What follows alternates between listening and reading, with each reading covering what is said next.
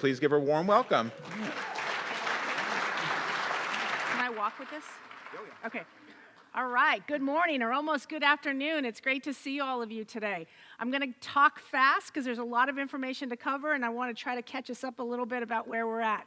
So I'm going to spend a few minutes talking about our Barstow International Gateway. We refer to it as BIG. If you haven't heard about it, definitely there's a lot of reasons why it's called BIG, and we'll get into that in just a moment. So a little bit about who we are as a company.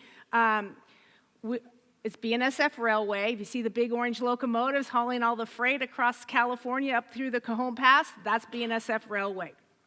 We operate in 28 states and 3 Canadian provinces, have about 32,500 miles of track, and employ about 37,000 people. At any given moment, we run about 1,200 trains a day, so we're moving America's freight across the country, and we're really proud to be able to do that. So a little bit about the reason why Barstow came about.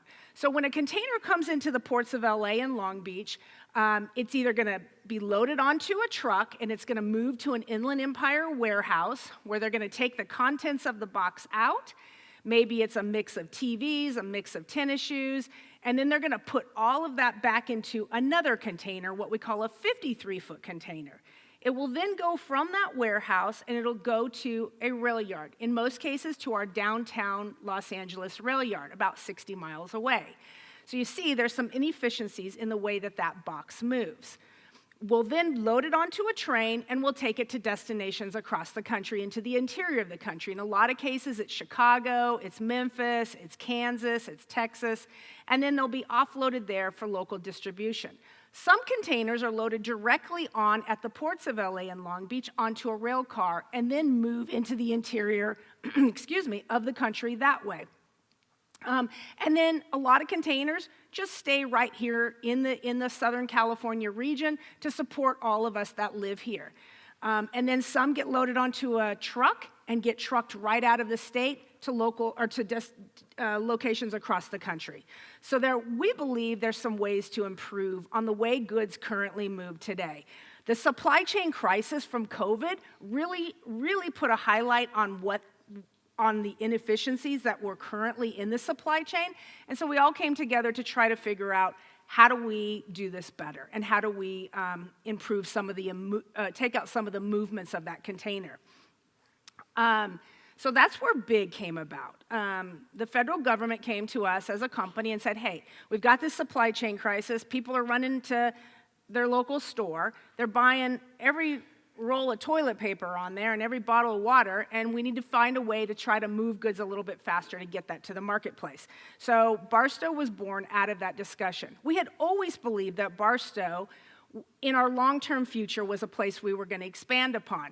We have a great community there. We love Barstow. We have an existing facility there. We have a lot of employees that already currently work in Barstow, about 1,000 employees. A lot of them live up in the high desert here, Victorville, Apple Valley, Hesperia. And then certainly there was available land along our main line. So we started to acquire land there, and we acquired, it says 4,500, I believe it's up to 4,600 acres in the Barstow area.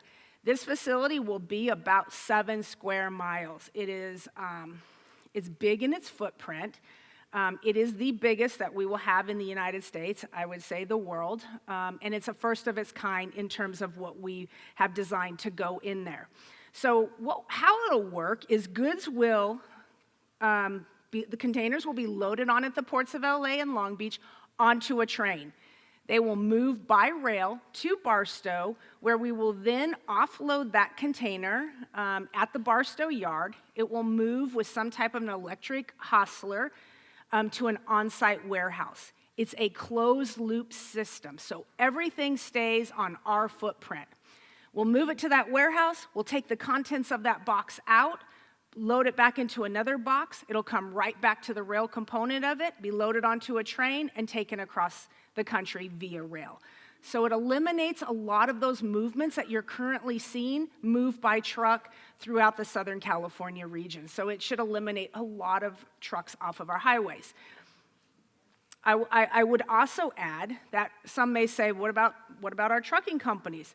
I will also tell you that some of our trucking companies are actually our biggest customers. So we work really well with our trucking companies to try to streamline that process. But again, it's a closed loop system, and I want to make that very clear because there's been some confusion that all of that's going to be moving up the Cajon Pass right through the high desert to our Barstow yard on the freeway. It's actually going to move by rail. I'm going to show you a little video about how it's going to operate. Maybe it'll explain it maybe a little bit better than what I was able to do. Let's see. More than 30% of the international containers brought into the U.S. arrives through the ports of Los Angeles and Long Beach. With this continuous flow of traffic and increasing demand at the ports and in the Inland Empire, there is an opportunity to create new jobs in the high desert, improve efficiency, and increase sustainability. The BNSF Railway Barstow International Gateway, or BIG, offers an opportunity to move cargo directly from the ports to its destination quickly and safely. With BIG, international containers will be loaded from ships onto BNSF trains to Barstow, located approximately 130 miles from the ports, instead of being trucked.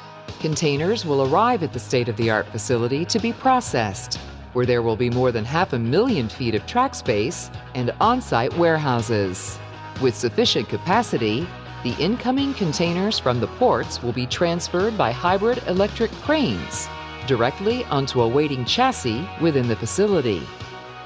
The containers will be transported through the facility via battery electric hostlers into the logistics park section of the facility, where they will ultimately be transloaded in the millions of available square feet of on-site integrated warehouses into domestic containers in preparation for further rail movement across North America.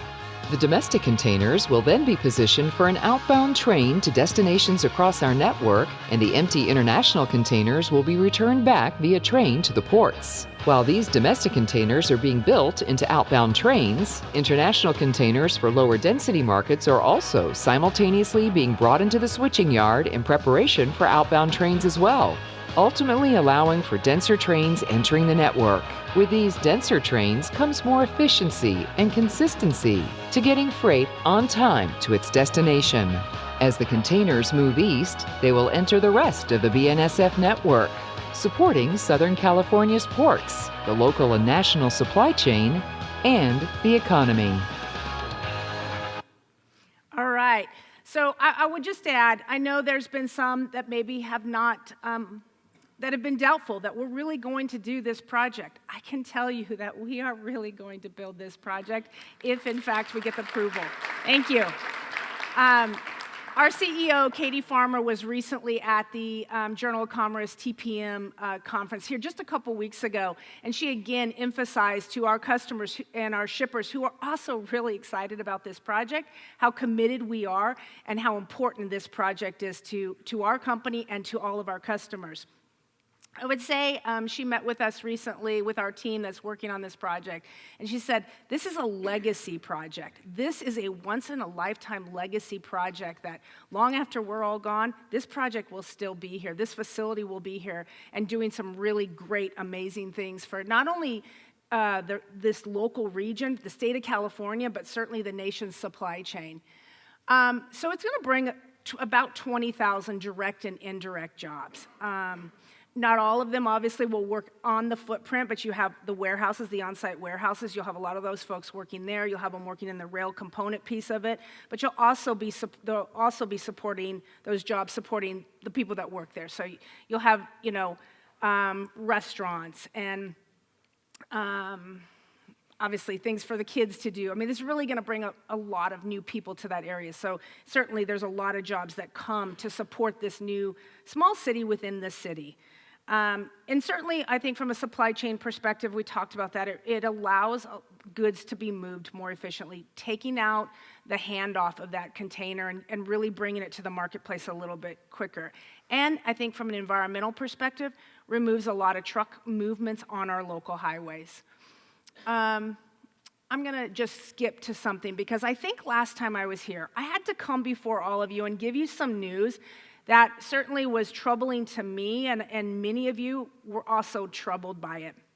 the California Air Resources Board passed a regulation that required us to, by 2026, we had to put $800 million into an account that year and every year thereafter to buy electric locomotives when they became available. We also, by 2030, all of our locomotives, none of them could be over 23 years old. So even if we put a brand new clean engine in it, but the shell was 23 years old, we couldn't operate it in the state. That would have impacted 25,000 locomotives from not only us, but other locomotives that operate from other companies that come and go from the state of California. And by 2035, all locomotives had to be electric.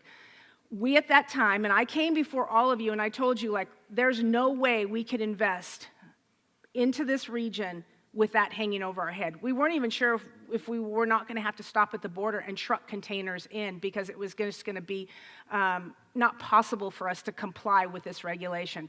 So many of you in this room stepped up to help us. The people in Barstow stepped up to help us. Throughout California, we saw people step up to help us. And then not only them, but people in other states stepped up to help us and sent letters to CARB and also the Environmental Protection Agency. And I'm happy to say that EPA did not give the state of California a waiver to move forward, and California has since pulled that request back. So thank you. Yeah. So I will just tell you, your voices matter, and when we all come together, we can really do some great things. Does that mean we get a pass and we don't have to do what's right by our environment? Absolutely not. That means we continue to invest in technology. We're doing battery electric locomotives, electric wide-span cranes. We have tested the first battery electric locomotive that moved between Stockton and Barstow. It's just not quite ready for prime time. It does mean that we continue to invest in our equipment to bring the cleanest equipment we possibly can for our regions. But again, I just want to say a huge thank you to everybody here who stepped up to help us, because this legacy project is moving forward because of all of you. And when I say it's big in footprint, it's also big in terms of what it's going to provide from an economic perspective to this entire region, and big, I think, for Barstow. So again, thank you.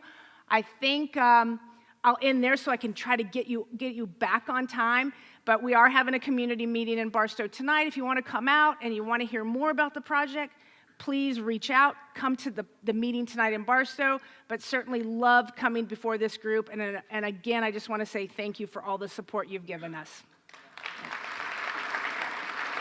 All right, there you go. Thank you so much. All right, thank you.